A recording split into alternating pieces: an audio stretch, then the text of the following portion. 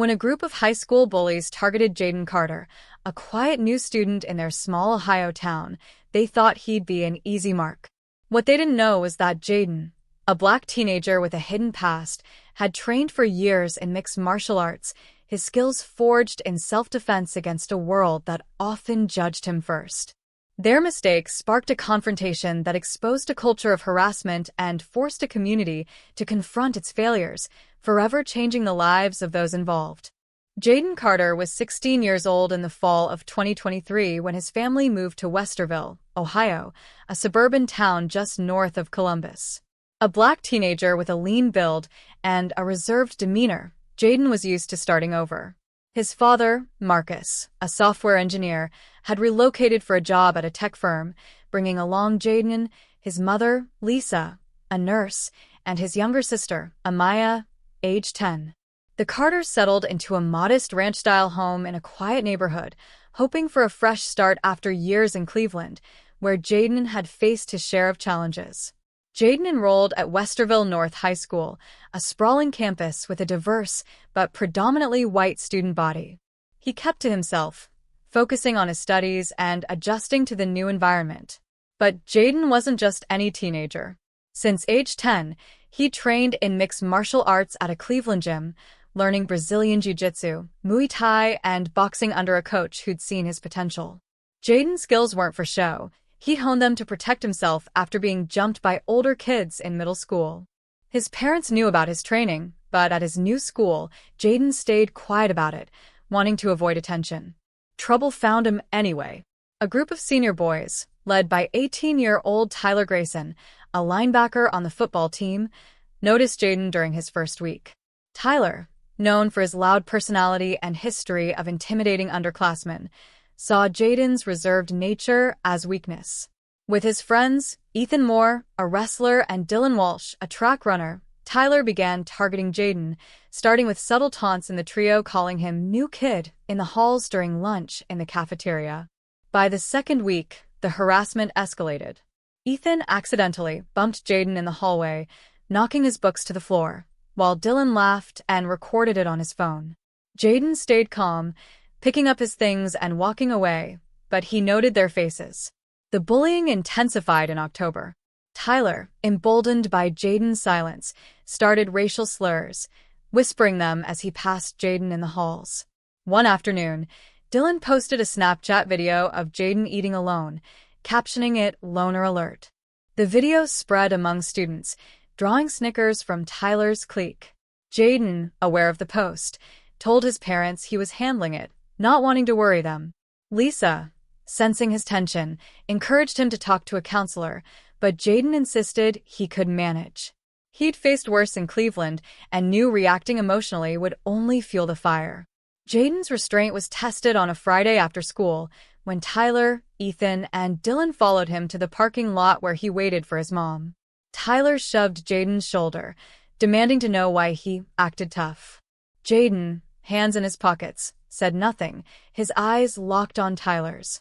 Ethan, egged on by Dylan's laughter, grabbed Jaden's backpack, tossing it into a puddle.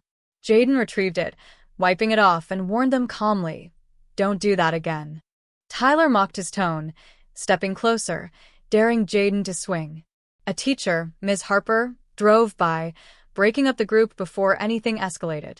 Jaden walked away, but he knew it wasn't over. That weekend, Jaden reviewed his options. He could report the bullying, but he'd seen how schools often dismiss such complaints, especially when athletes like Tyler were involved. He could tell his parents, but he didn't want Marcus and Lisa pulled into a fight he felt he could handle.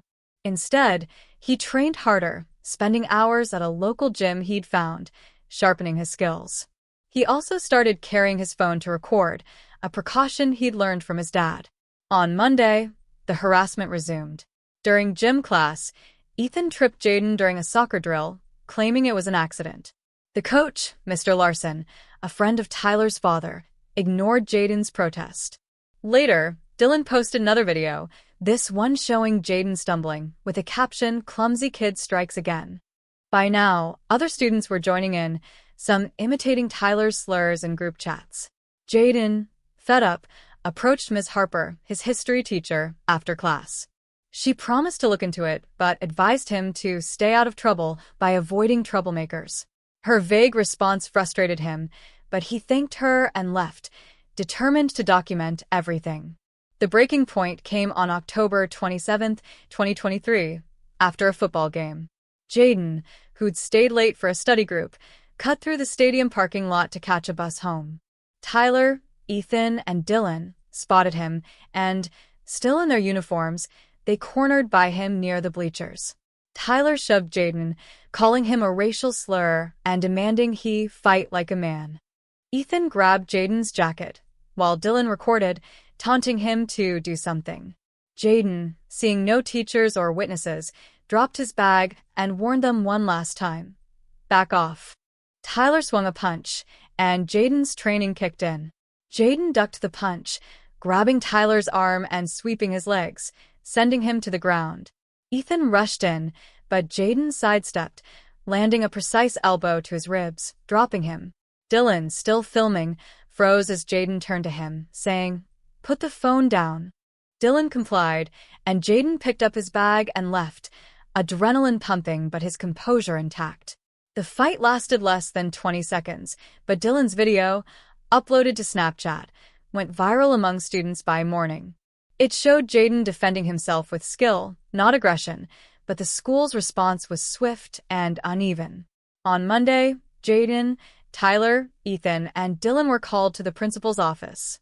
Principal Karen Evans, under pressure from Tyler's father, a local business owner, suspended Jaden for 3 days for engaging in violence. Tyler and Ethan received one-day suspensions for instigating, while Dylan faced no punishment. Jaden's parents, furious, met with Evans, demanding an investigation into the bullying. Marcus presented Dylan's video, which showed Tyler's aggression and Jaden's restraint. Lisa, a nurse who'd seen her share of bias, accused the school of racial profiling, noting Jaden's punishment was harsher despite his self-defense. Evans promised a review, but upheld the suspensions. The video leaked beyond the school, reaching local media by mid-November. A Columbus news station aired a segment titled "Teen Fighter or Victim," framing Jaden's actions as self-defense against bullying.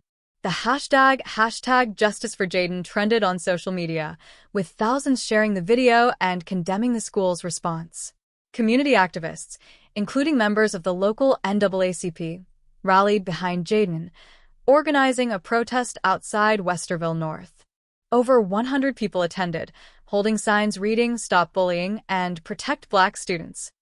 Jaden's parents hired a lawyer, Sarah Nguyen, a civil rights attorney who'd handled school discrimination cases.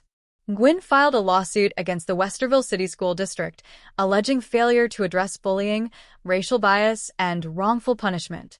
She demanded Jaden's suspension be expunged, Tyler's group face consequences, and the school implement anti-bullying reforms. Nguyen also requested access to school records, suspecting a pattern of leniency toward athletes like Tyler. Jaden, meanwhile, spoke to his parents about the bullying's toll. He'd hidden his stress, not wanting to burden them, but the suspension and public scrutiny weighed heavily. Lisa arranged for him to see a counselor who helped him process the harassment and media attention.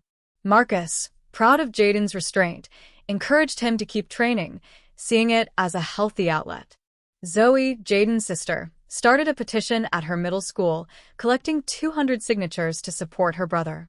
The lawsuit gained traction when Nguyen uncovered emails between Evans and Tyler's father, showing the principal had downplayed prior complaints about Tyler's bullying to protect the football team's reputation. A former student, Mia Lopez, came forward, saying Tyler had harassed her the previous year, but her reports were ignored.